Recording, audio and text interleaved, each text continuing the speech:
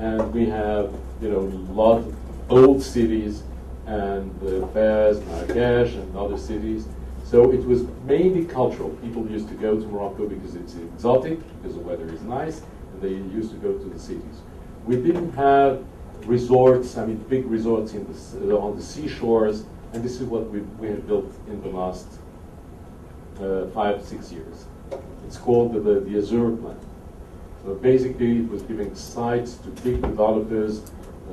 I think that the colonies there and other international developers, huge parts of the seashore, and they would call hotel builders, condo builders, etc., and develop the region. It's already working very well in the north, in the Mediterranean, but it's a Spanish company went there, and we have a lot of investment, a lot of tourists coming in, and on other sides of the Atlantic shore. In Marrakesh, for instance, which is one of the oldest cities of Morocco, we have today, everybody's building resorts, golf resorts. I think that we're going to have 12 golf resorts in the area of Marrakesh.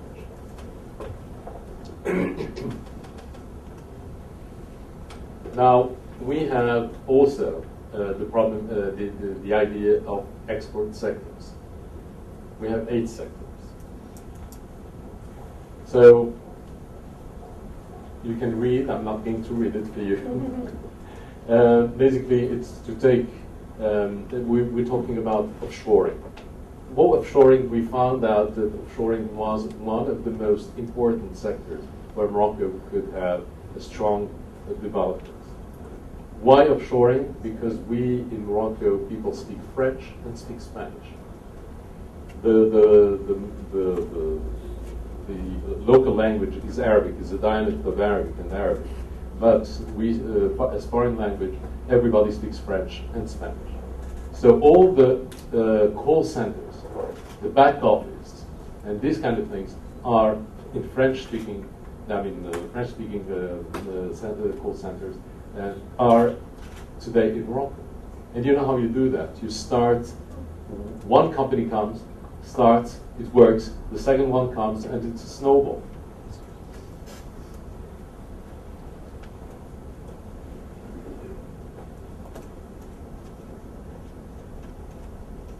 So here are the 7 sectors that we think, and we will be a strong, have a strong opportunity of development. Offshoring, car industry, aeronautics, electronics, food industry, fisheries, and textile. Now, offshoring, I already told you kind of why, and we will go to others.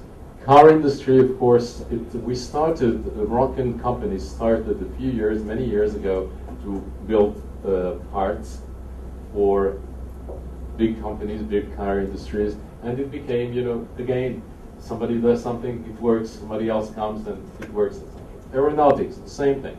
We have Boeing. Boeing came to Morocco, and they have 2 joint ventures in Morocco. One that produces cable bundles, and the other simulators. And Boeing came, it worked. EADS, Airbus, came too. And today, Airbus has a strong presence in Morocco, and they have also design facilities in Morocco. Electronics.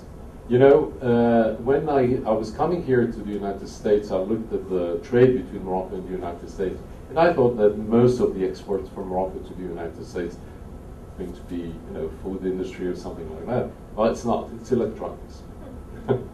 Because we have one of the biggest companies in Morocco called ST Microelectronics, which provides all the big companies in the world in microchips, and they have 2 plants in Morocco with 7,000 people working in Morocco. Food industry, of course, food industry is normal. It's normal for a country like California, where you have the kind of weather you have in California. So we produce more or less the same. Oranges, wine, grapes, etc. And we export a lot to Europe. Fisheries, and that's because we have a long shore, um, with cold water, which makes the fish good. And textile. Now in textile, in the beginning, I mean in the 70s, 80s, we had the textile, the normal textile. And of course, we cannot compete with China. It's impossible. We cannot compete with China. It's their prices and their costs are just too low. And so we decided, and the only textile industry that survived was fashion, design, and we are going to become, and we're trying to do what the Spaniards did before us and the Italians did before us. It's a big competition, but we have the Italians and the Spaniards coming into Morocco, investing in Morocco. This is about the offshoring. So we decided that Morocco should be an important place, a center for offshoring. And how did we decide to attract people? Well, by building facilities. So today in Morocco, you just come facilities, and we give lots of incentives to the companies who come to Morocco. And I must say that really it's becoming one of the main sectors of development of the Moroccan economy.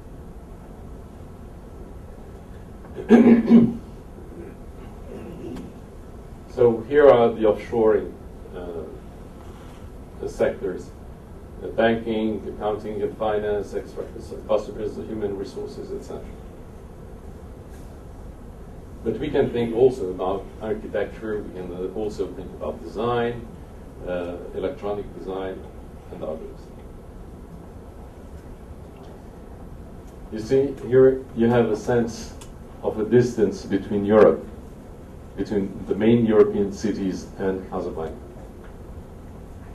So you see it's very close.